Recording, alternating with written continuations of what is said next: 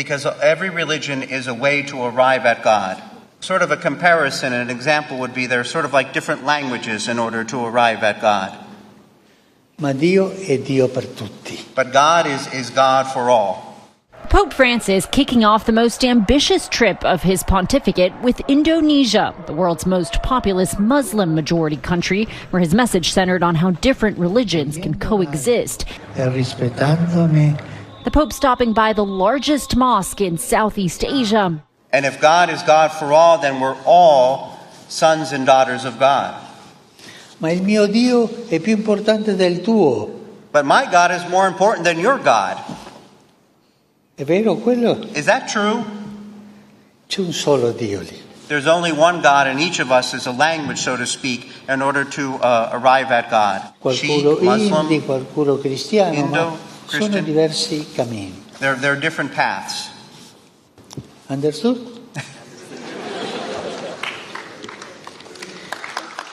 Visiting the Tunnel of Friendship, linking it to a nearby cathedral, and sharing this sweet moment with the country's Grand Imam, the two leaders practicing what they preach as they called for greater interfaith dialogue.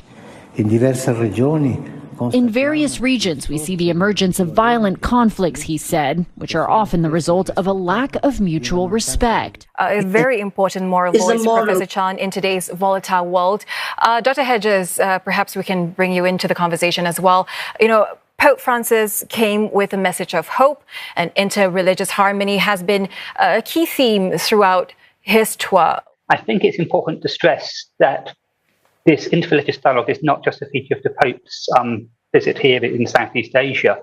This has been a key part of his work as the Pope in his role as the leader of sort of all the world's sort of Catholics. Ever since he's become the Pope, he's wanted to strengthen interreligious relations. And I think we can see in his first stop in Jakarta, where he meets with very important sort of imam there in the largest sort of mosque in the region. And of course, on his last day here in Singapore, he's engaging with youths from many different sort of communities, not just Catholics, at the Catholic Junior College. So sort of, if you like, interreligious dialogue starts and ends his entire tour.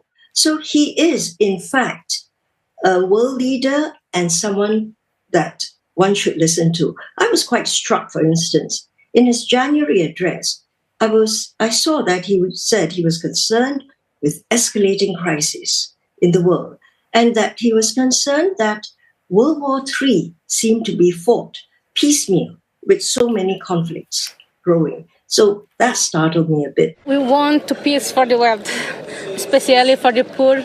In Timor, the Pope facing pressure to address the clergy sex abuse scandal that has rocked the Catholic Church and calling on leaders to prevent every kind of child abuse, but stopping short of specifically referring to clergy abuse or issuing any apology. Last stop, Singapore, where Catholics are in the minority. The Pope circling back to that message of religious harmony, saying Singapore sets an example for the rest of the world. Everyone has the right to practice their religion. Everyone lives harmoniously here. A 12-day, 4-country, 2-continent journey that came amid concerns for his health. We want to show you some extraordinary pictures which came to us from the Vatican on what was, of course, an extraordinary day. Within hours of Pope Benedict announcing that he was to resign, take a look at this. Lightning struck St. Peter's Basilica. You can see it again now in slow motion. Extraordinary. It happened just before 6 o'clock in the evening, local time.